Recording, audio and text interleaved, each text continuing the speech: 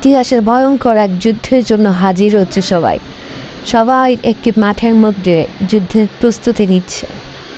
আশেপাশে যা কিছু আসে সব কিছু নিয়ে তারা সেই যুদ্ধের প্রস্তুতির অংশ হিসেবে সেই মাঠে সমবেত হচ্ছে। বিশাল আকৃতির দানব আকৃতির সব জন্তু নিয়ে তারা যুদ্ধের ময়দানে উপস্থিত।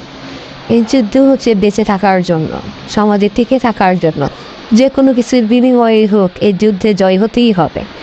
যুদ্ধের প্রধান সেনাপতি সবাইকে দেখিয়ে দিচ্ছে কিভাবে সেই যুদ্ধে জয় হতে হবে। সবাইকে যুদ্ধের প্রস্তুতি নেওয়ার জন্য একটি বড় বাচ্চাদের তো মাঠে সবাইকে নিয়ে আসলো এবং সেখানে তাদের প্রধান অস্ত্র একটি বাহন বহু বছর ধরে ঘুমন্ত অবস্থায় রয়েছে। প্রধান সেনাপতি চেষ্টা করতেছে সেই বাহনটিকে জাগিয়ে তোলার জন্য। অবশেষে তার চেষ্টা সফল হলো।